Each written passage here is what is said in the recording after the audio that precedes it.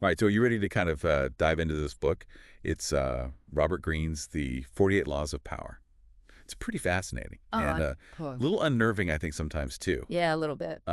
But it's really all about like understanding those power dynamics and Yeah. how they work. And How to navigate those. yeah, exactly. And it's been, I mean, ever since it came out, it's just been one of those books that people like either love Mm-hmm. or they think is like way too, It's so divisive. yeah, it is. Some think it's like this amazing roadmap to success, and others are just like, this is terrifying. Yeah. Like, this is how you create like a really awful world. Right. Yeah, you know? It's interesting though, because I mean, he pulls from history, he pulls from military strategy, he pulls from philosophy, like all of these different sources to kind of create this framework. Yeah, it's almost like a little bit Machiavellian, isn't it? Oh, yeah, very much so. Like, Yeah. very much so. He doesn't shy away from some of the more No. difficult parts of like how to, Oh, he leans right in. yeah, he does. He's Yeah. like, He's like, how to be ruthless. and he's giving you all the historical examples to be like, see, it works. Yeah, and that's what's so compelling about it is like he's using history to actually illustrate these laws. And so, for example, one of the things he talks about is how Queen Elizabeth I used strategic ambiguity to basically keep all of her rivals off balance. Totally, yeah. Because no one knew what she was going to do. Right. She was never going to reveal her full hand. It's that whole like conceal your intentions. Exactly. That's Law 3. Yeah. I mean, and it makes you think about like in your own life, have there ever been times when like holding back a little bit has actually helped you Oh, yeah. achieve something or, Totally. It's like that poker face. Yeah. Yeah. You don't want to show all your cards. Yeah. And that's something that's been used effectively for centuries. Absolutely. I mean, it's like a fundamental part of human psychology. Is it like when you can't quite figure out someone, you're a little, Yeah, you're a little afraid of them, right? Yeah, yeah. Because you don't know what they're capable of. Yeah. Totally. you don't know what they're going to do next. Okay, so let's get into some of these laws specifically, because I Alright. think that would be fun. Yeah. Law 1, never outshine the master. That's a good one. It's so interesting because it's like counterintuitive, right? It is. Because you think, okay, I want to be the best. I want to, You want to stand out. Yeah, but he's saying, like, sometimes it's better to let your superiors take the credit Mm-hmm. to kind of make them feel good. Well, it's about understanding that people in positions of power, they often have fragile egos, Oh, yeah? and if you are constantly kind of like showing them up, Yeah.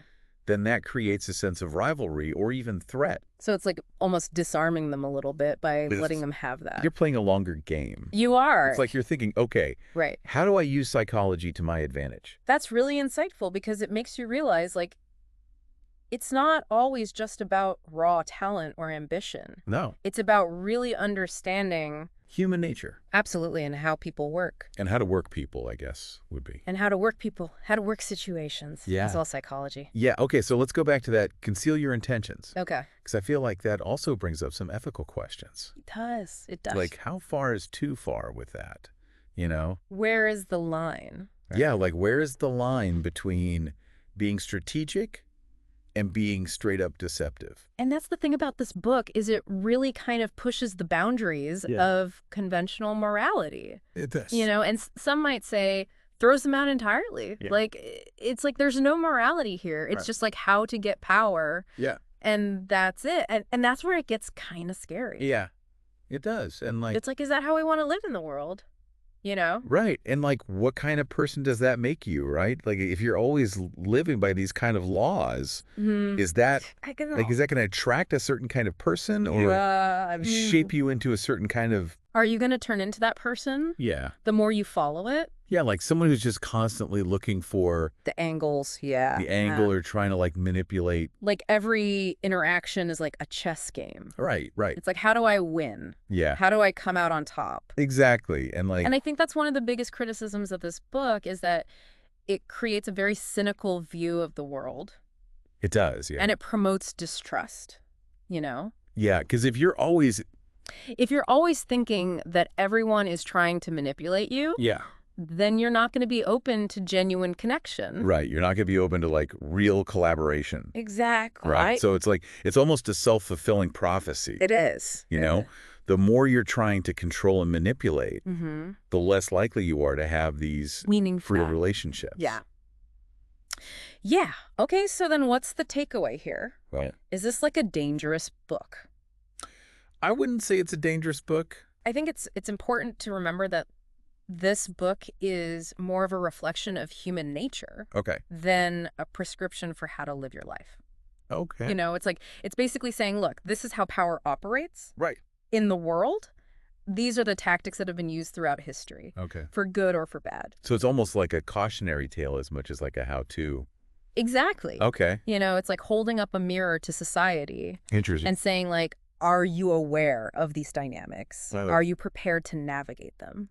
That's an interesting way to put it because I think when I read it at first, I was like, oh my gosh. Yeah. Like this is, you know, This is scary. a little scary. It is a little scary. But if you look at it as like, okay, this is how things are. This is the reality. This is the reality. And now I'm going to, Be aware of it. be aware of it. Yeah. And then how do I use this information? Exactly. Yeah. You can be aware of it and then make conscious choices Okay. about how you want to engage with it. Yeah. Right. So it's not endorsing these laws, Yo. but just making you aware of them. Yeah. And then you can decide Yeah. how you want to play it. It's like, do you want to play the game? Right. Or do you want to try to find a different way Yeah. to achieve your goals? Yeah. It's almost like you're learning a whole new language, like the language of power. No, that's a great analogy. Right. Yeah, and just like with any language, right? The more fluent you become, the more effectively you can communicate. Right. And in this case, that means navigating these power dynamics to achieve your goals. Yeah. So if you had to pick like one key insight you hope people listening will take away from this whole deep dive into this book.